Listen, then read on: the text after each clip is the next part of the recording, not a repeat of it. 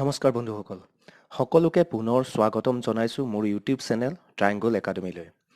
আজি আমি গণিতৰ বদমাছ ৰুলটোৰ বিষয়ে আলোচনা কৰিম। এইটো আকৌ আমি সচৰাচৰ যে কওঁ ল'ৰাটো বৰ বদমাছ দেই, সেইটো নহয় আকৌ, ধেমালি কৰিছোঁ। বদমাছ ৰুলটো হ'ল যদি একোটা সমীকৰণত বা গাণিতিক ৰাশিত একেলগে যোগ, বিয়োগ, পূৰণ, হৰণ ইত্যাদি গাণিতিক চিহ্নসমূহ থুপ খাই থাকে, তেতিয়া আমি কোনটো গাণিতিক চিহ্নৰ কাম প্ৰথমতে কৰিম? সেইটো এটা সমস্যাৰ বিষয় হৈ পৰিব পাৰে, কিন্তু এই বদমাছ ৰুলটোৰ বিষয়ে অধ্যয়ন কৰাৰ পাছত আমি সেই তেনেকুৱা ধৰণৰ সমস্যাসমূহ অতি সহজতে সমাধান কৰিব পাৰিম। গতিকে বদমাছ ৰুলটো অতি গুৰুত্বপূৰ্ণ। ইয়াৰ উপৰিও বিভিন্ন কম্পিটিটিভ এক্সাম যেনে ৰেলৱে, বেংক, হাইকোৰ্ট বা আসাম গভৰ্ণমেণ্টৰ যিকোনো ধৰণৰ চাকৰিত এই বদমাছ ৰুলটোৰ ওপৰত ভিত্তি কৰি বিভিন্ন ধৰণৰ প্ৰশ্ন অহা দেখিবলৈ পোৱা যায়। ইয়াৰ পৰা এই ৰুলটোৰ পৰা ডাইৰেক্ট প্ৰশ্ন নাহিলেও তাৰ ওপৰত ভিত্তি কৰি বিভিন্ন প্ৰকাৰৰ প্ৰশ্ন অহা দেখা যায়। সেইসমূহৰ বিষয়ে এই ভিডিঅ'টোত মই আলোচনা কৰিবলৈ চেষ্টা কৰিম। গতিকে বলক ভিডিঅ'টো আৰম্ভ কৰোঁ।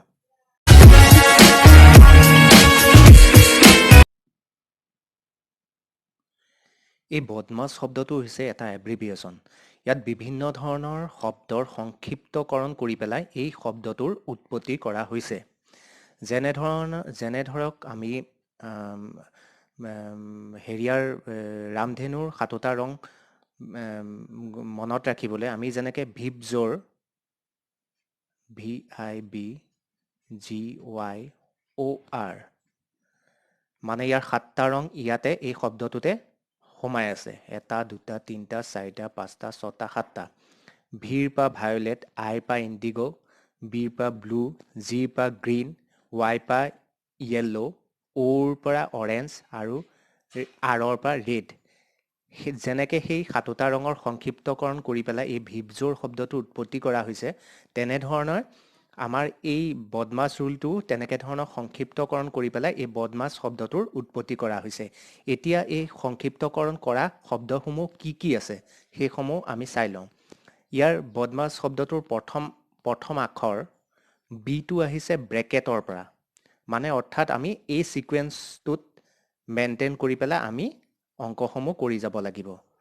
অৰ্থাৎ আমাৰ যদি অংকটোত ব্ৰেকেট থাকে তেন্তে হ'লে আমি হৰণ, পূৰণ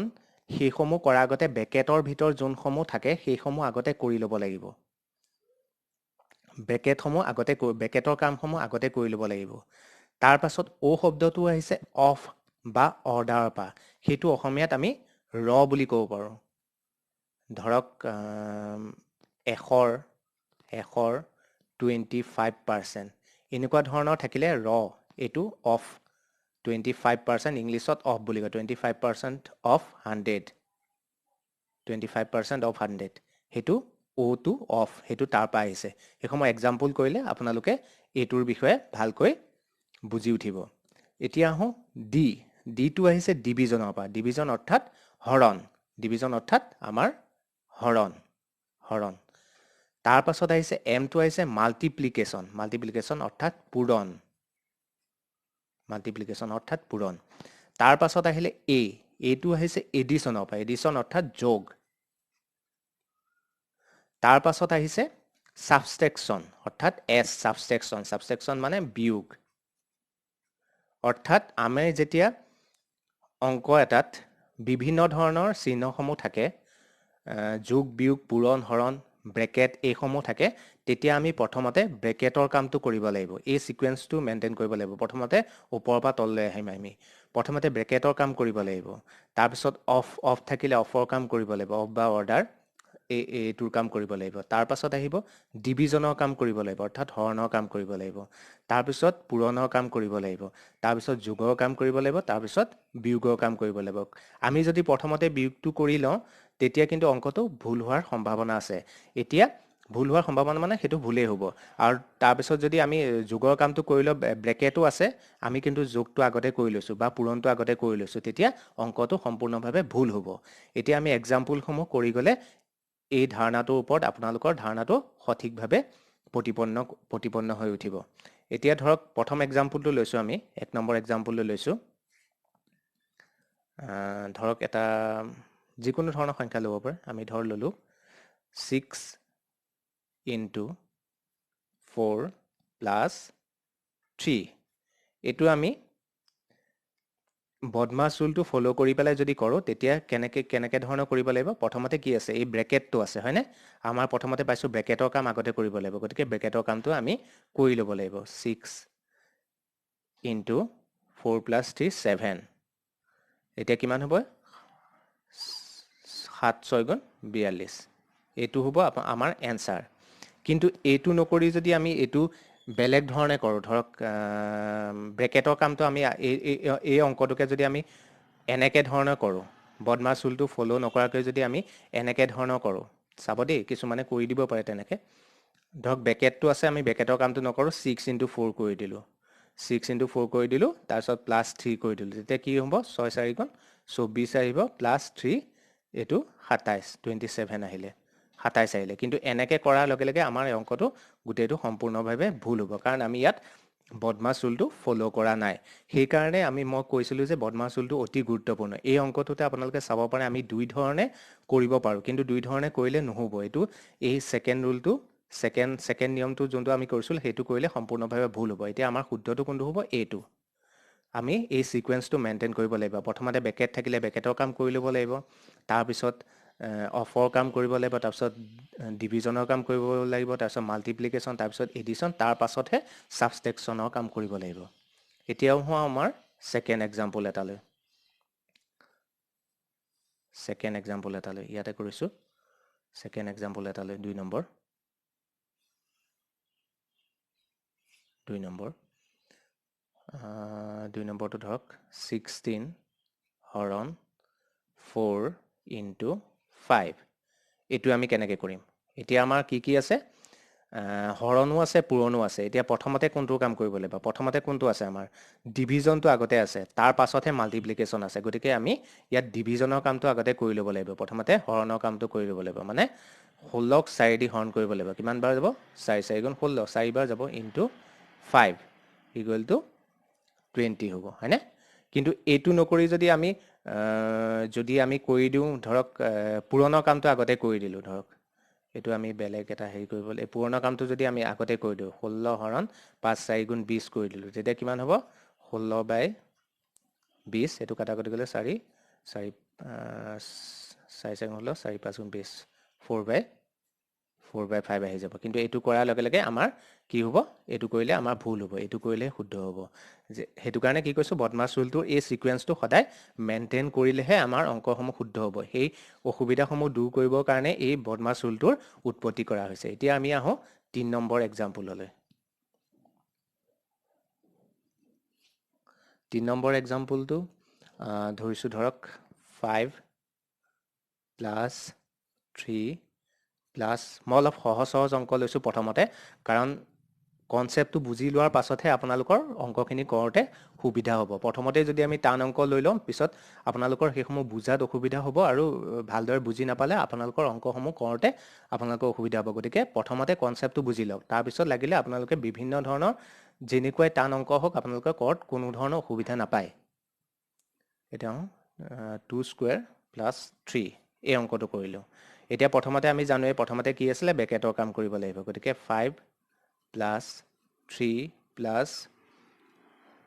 2 square আছে 2 square 4 হ'ব plus 3 গতিকে ব্ৰেকেটৰ ভিতৰত থকাখিনি আমি প্ৰথমতে যোগ কৰি লম 5 plus 4 3 7 7 3 10 হয়নে গতিকে এনসাৰটো কিমান হ'ব আমাৰ এনসাৰটো আহি গ'ল আমাৰ 15 হয়নে এইটো এবাৰ আহো আমি 4 নম্বৰ এক্সাম্পললৈ 4 নম্বৰ এক্সাম্পলটো হ'ল ধৰক 12 minus 2 into 5 এতিয়া আমাৰ মাইনাস আছে আৰু ইনটু আছে আৰু ব্ৰেকেট আছে প্ৰথমতে ব্ৰেকেটৰ কাম কৰিব লাগিব 12 minus 5 দুগুণ 10 হয়নে মানে কি হ'ব 12 পা 10 বিগ কৰিলে কিমান থাকিব 2 হয়নে এতিয়া এনসাৰ হৈ গ'ল 2 এতিয়া আমি আহো অকমান টান অংকলৈ টান অংক এটালৈ আহো ধৰক অকমান টান অংক এটা লৈছো 5 নম্বৰ অকমান টান অংক এটা লৈছো 9 plus 6 plus 7 or 3 minus 9 plus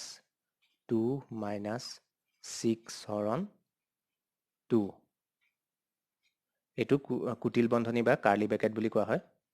গতিকে প্ৰথমতে কি আছিল প্ৰথমতে ইয়াত ব্ৰেকেট আপোনালোকে চাব ইয়াত ব্ৰেকেট আকৌ দুটা ব্ৰেকেট আছে হয়নে এটো স্মল ব্ৰেকেট আছে আৰু তাৰ পিছত এটো কাৰ্লি ব্ৰেকেট আছে প্ৰথমতে এই স্মল ব্ৰেকেটটোৰ কাম আগতে কৰি ল'ব লাগিব তাৰ পাছতহে কাৰ্লি ব্ৰেকেটৰ কাম কৰিব লাগিব মানে 9 plus 6 plus 7 or 3 minus 9 plus ব্ৰেকেটৰ ভিতৰত প্ৰথমতে কিহৰ কাম কৰিব লাগিব প্ৰথমতে একেটা কি আছে যোগ আছে বিয়োগ আছে আৰু হৰণ আছে প্ৰথমতে চাক ডিভিজনৰ কাম আগতে আছে তাৰ পিছতহে যোগ আৰু বিয়োগ কৰিব লাগিব গতিকে এটো আহি যাব 9 plus 2 minus 6 2 দি হৰণ কৰিলে 3 হয়নে হৈ গল তাৰ পিছত আহি গল 9 plus 6 plus 7 or 3 minus কি হ'ব এটো 9 লগত 2 যোগ কৰিলে 11 হ'ব 11 পৰা 3 গলে 8 হ'ব 8 থাকি গল এতিয়া আহি গল 9 plus এতিয়া কুটিল বন্ধনীৰ ভিতৰৰ কামখিনি কৰিব লাগিব হয়নে 6 plus 7 or 3 মানে এটো ৰ আমাৰ অফৰ যোনটো পাইছিলো এটো কিমান হ'ব 7 into 3 হৈ যাব ৰ মানে পূৰণ তাৰ পিছত 8 এটো হৈ গল এই সমান চিহ্নটো মই এই কিনতে কৰিছো তাৰ পাছত আহি গল এতিয়া আকৌ কৰিব লাগিব 9 plus 6 plus আগতে পূৰণৰ কাম 7 3 গুণ 21 আহিব minus 8 হয়নে এতিয়া কিমান হ'ব 21 আৰু 6 যোগ কৰিলে কিমান হ'ব 21 আৰু 6 যোগ কৰিলে কিমান হ'ব 27 হ'ল 27 ৰ পৰা 8 বিয়োগ কৰিলে 19 এতিয়া 9 plus 19 equal to 20 equal to 28 এতিয়া आंसर হৈ গল 28 হয়নে এতিয়া আমি চাক এই বদমাছ ৰুলটো ফলো কৰি পেলাই আমি এই অকমান দীঘলীয়া অংকটো অকন দীঘলীয়া আছিল বা অকমান টান আছিল গতিকে অতি সহজতে অংকটো কৰিব পাৰিলে কোনো ধৰণৰ ভুল নোহোৱাকৈ কিন্তু ইয়াৰ যদি আমি সিকোয়েন্সটো ব্ৰেক কৰি দিও মানে ধৰক এডিশন আগতে কৰি দিলু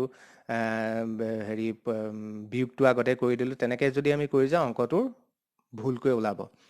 এই নিয়ম মতে কৰি গলেহে আমাৰ অংকটো ধুনিয়াকৈ শুদ্ধভাৱে আমি সমাধান কৰিব পাৰিম এতিয়া আমি আহো বেলেগ এটা অংকলৈ এতিয়া ধৰক অফৰ যোনটো আপোনালোকৰ অকন অসুবিধা থাকিব পাৰে সেইটোৰ ওপৰত আমি আলোচনা কৰিম এতিয়া আমি আহক ধৰক বেলেগ এটা লৈ লৈছো প্ৰথমতে পোৱাটোকে কৰো ধৰক 125% এটো পাৰ্চেন্ট চিনটো জানেই নহয় পাৰ্চেন্ট মানে কেনেকৈ হয় পাৰচেন্ট মানে প্ৰতি 100 মানে হয়নে গতিকে এটো কেনেকৈ লিখিব লাগিব 100 ৰ মানে পূৰণ হ'ব 125 হয়নে 125 গতিকে কিমান হ'ব 100 কটা এইটো আমাৰ মুখতে উলিয়াব পাৰি কিন্তু আমাৰ যদি অংকৰ নিয়মত যাও এনেকৈ কৰিব লাগিব গতিকে কিমান হ'ব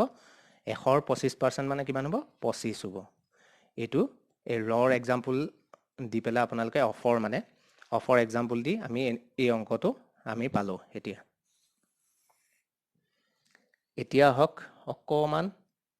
আকৌ এটা টান অংক এটা লৈ আহো অকমান দীঘলীয়া বা অকমান টান অংক এটা কৰো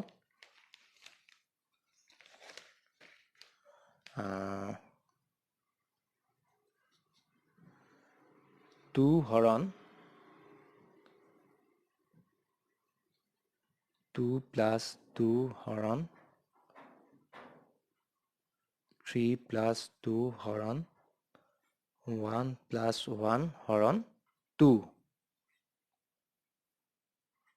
কাৰ্লি ব্ৰেকেট ফিনিশ তাৰপিছত এটো স্কয়াৰ ব্ৰেকেট হৈ গৈছে ইয়াত আকৌ আপোনালোকৰ চাব ইয়াত তিনি ধৰণৰ ব্ৰেকেট আমি ব্যৱহাৰ কৰিছো এটো হৈ গল স্কয়াৰ ব্ৰেকেট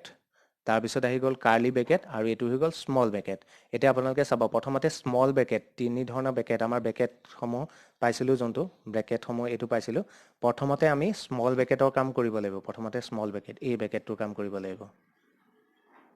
তাৰ পাছত আহি যাব কাৰ্লি ব্ৰেকেট এইটো কাৰ্লি ব্ৰেকেট বা অসমীয়াত কুটিল বন্ধনী বুলি কয় তাৰ পাছতহে আহি যাব আমাৰ স্কোয়াৰ ব্ৰেকেটৰ কাম এই স্কোয়াৰ ব্ৰেকেটৰ কাম গতিকে আমাৰ প্ৰথমতে কোনটো ব্ৰেকেটৰ কাম কৰিব লাগিব প্ৰথমতে এই স্মল ব্ৰেকেটৰ কাম কৰি ল'ব লাগিব হয়নে গতিকে বলক সিকোয়েন্স মতে আমি কৰি যাওঁ 2 + 2 হৰণ 3 + 2 হৰণ এটা কিমান হ'ব 1 প্লাস একক 2 দি হৰণ আছে হয়নে 1/2 হল গতিকে এইটো কাৰ্লি ব্ৰেকেট ফিনিশ হৈ গ'ল 2 + 2 হৰণ স্কয়াৰ ব্ৰেকেট 2 + 2 হৰণ 3 + 2 হৰণ 1 + হাফ 1 + হাফ আছে এইটো লসাগু ললে কিমান হ'ব লসাগু ললে 2 আহিব এলচিএম ললে 2 আহিব তাৰপিছত 2 2 * 2 + 1 মানে 3/2 আহিব হয়নে 3/2 আহিলে তাৰপিছত এইটো কাৰ্লি ব্ৰেকেট ফিনিশ মই অকমান দীঘলীয়াকৈ কৰিছোঁ আপোনালোকে এইবিলাক মুখতে উলিয়াব পাৰিব অলপ প্ৰেক্টিছ হৈ গ'লে 2 হৰণ 2 + 2 বুজিব পাৰিবৰ কাৰণেহে মই অলপ দীঘলীয়া কৰি দিছোঁ অংকটো এতিয়া আহি গ'ল কাৰ্লি ব্ৰেকেট আৰম্ভ 3 + 2 ক 3/2 দি হৰণ আছে হয়নে এইটো যদি আমি পাতি লওঁ এনেকৈ পাতিব লাগিব 2 ক 3/2 দি হৰণ আছে 3/2 দি হৰণ আছে curly bracket finish square bracket finish 2 হৰণ 2 + 2 হৰণ এইটো কি হ'ব 3 প্লাস আমি জানোৱে 2 টো ওপৰলৈ গুচি যাব মানে 4/3 আহি যাব গতিকে 2 হৰণ 2 + 2 হৰণ এতিয়া আমি আকৌ এলচিএম ল'ব লাগিব 3 আহিলে একেদি তিনিবাৰ যাব 3 3 গুণ 9 আহিলে 9 + 4 আহি যাব তাৰপিছত আকৌ আহোঁ অকণ দীঘলীয়াকৈ কৰিছোঁ 2 + 2 হৰণ কিমান আহিব 3 9 4 13 13 আহিলে তাৰপিছত আহি গ'ল স্কয়াৰ ব্ৰেকেট ফিনিশ তাৰপিছত আহি গ'ল এতিয়া চাওক আমি কুটিল বন্ধনী কাম কৰি ললোঁ কুটিল বন্ধনীৰ ভিতৰত থকা এতিয়া আমি স্কয়াৰ ব্ৰেকেটৰ ভিতৰত থকাখিনি কাম কৰিব লাগিব 2 প্লাস ইয়াত আকৌ 2 হৰণ আছে 13/3 দি এনেকৈ আমি যেনেকৈ ধুনীয়াকৈ পাতি লওক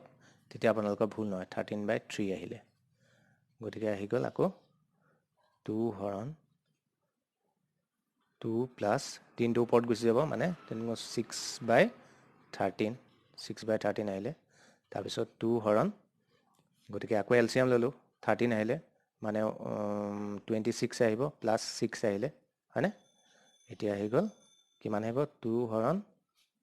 13 26 32 আহিব হয়নে তাৰপিছত ইয়াৰ পিছৰখিনি কৰোঁ এতিয়া কি হ'ল 2 ক 32/13 দি হৰণ কৰিব লাগিব হয়নে গতিকে এইটো আমি কি কৰিব লাগিব আমি অথনি নিচিনাকৈ যদি পাতি লওঁ 2 ক 32/13 আহি গ'ল 13 টো ওপৰলৈ গুচি যাব হয়নে 13 × 2 26 আহিব 26/32 এতিয়া আমি অলপ কটাকটি কৰি দিব পাৰোঁ হয়নে 2 দি কাটিলে 13 আহি যাব আৰু 2 দি কাটিলে 16 আহি যাব গতিকে 13/16 টো হৈ যাব আমাৰ এনসাৰ গতিকে আমি দেখিলো ইমান দীঘল অংক এটা মই অলপ দীঘলীয়াকৈ কৰিছোঁ কিছুমান ষ্টেপ আপোনালোকে মুখতে উলিয়াব পাৰিব কিন্তু মই অলপ বুজিবৰ সুবিধাৰ কাৰণেহে দীঘলীয়াকৈ কৰি দিছোঁ গতিকে দেখিলেনে এই সিকোয়েন্সখিনি মেইনটেইন কৰিলে আমাৰ সুন্দৰভাৱে অংকটো ওলাই যাব গতিকে অলপ ভুল হোৱাতকৈ আমি অকমান দীঘলীয়াকৈ কৰিলেও কোনো অসুবিধা নহয় আপোনালোকে ভুল কৰিব নালাগে অলপ দীঘলীয়াকৈ কৰক প্ৰথমতে পিছত যেতিয়া আপোনালোকে কৰি অভ্যাস হৈ যাব তেতিয়া অংকসমূহ সহজ হৈ পৰিব আপোনালোকে মুখতে উলিয়াব পাৰিব এতিয়া আমি আহোঁ এনেকুৱা ধৰণৰ কম্পিটিটিভ এক্সামবিলাকত এনেকুৱা ধৰণৰ প্ৰশ্ন অহাৰ উপৰিও আৰু বেলেগ ধৰণৰ প্ৰশ্ন অহা দেখিবলৈ পোৱা যায় এতিয়া কেনেকুৱা ধৰণৰ প্ৰশ্ন আহে সেইসমূহ আমি অকমান আলোচনা কৰোঁ এতিয়া ধৰক এনেকুৱা ধৰণৰ প্ৰশ্নও অহা দেখা যায় যদি কোনো প্ৰশ্ন এটাত যদি কোনো প্ৰশ্ন এটাত প্লাছক মানে যোগ চিহ্নক পূৰণ হিচাপে এনেকুৱা বদমাছ ৰুল ব্যৱহাৰ কৰি এনেকুৱা ধৰণৰ প্ৰশ্নও আহে। হৰণক বিয়োগ হিচাপে কমা বিয়োগক হৰণ হিচাপে সমান চিহ্নক যোগ হিচাপে আৰু পূৰণক সমান চিন হিচাপে প্ৰকাশ কৰা হয়। সমান চিন হিচাপে প্ৰকাশ কৰা হয়। তেন্তে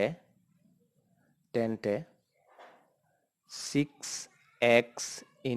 5 সমান 10 হৰণ 12 - 2 + 5 এই সমীকৰণটোত xৰ মান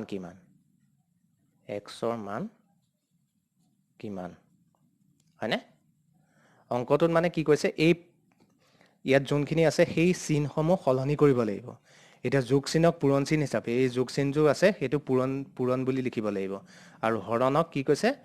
বিয়োগ হিচাপে লিখিব লাগিব। এই হৰণ চিন যোনটো আছে সেইটো বিয়োগ চিন হিচাপে লিখিব লাগিব। তাৰপিছত এই অংকটো সমাধান কৰিব লাগিব। এনেকুৱা ধৰণৰ অংকসমূহ মই ছেকেণ্ড পাৰ্টত আলোচনা কৰিম। আজি আলোচনা কৰি দিলে আপোনালোকৰ খেলি মেলি লাগি যাব পাৰে। গতিকে বদমাছ ৰুলত এনেকুৱা ধৰণৰ প্ৰশ্নও অন্তৰ্ভুক্ত হৈ থাকে। আমি আগতে কৰা অংকসমূহৰ উপৰি এনেকুৱা ধৰণৰ অংকও কেতিয়াবা বদমাছ ৰুলৰ ভিতৰত আহিব পাৰে বা কেতিয়াবা প্ৰায় আহে। গতিকে এইসমূহৰ বিষয়ে মই ছেকেণ্ড পাৰ্টত আলোচনা কৰিম। গতিকে আপোনালোকক সকলোকে অনুৰোধ কৰিছোঁ যাতে মোৰ চেনেলটো ছাবস্ক্ৰাইব কৰি লয়। এনেকুৱা ধৰণৰ ভিডিঅ'সমূহ মই আগবঢ়াই যাবলৈ চেষ্টা কৰিম। গতিকে আজিলৈ সামৰিছোঁ। নমস্কাৰ।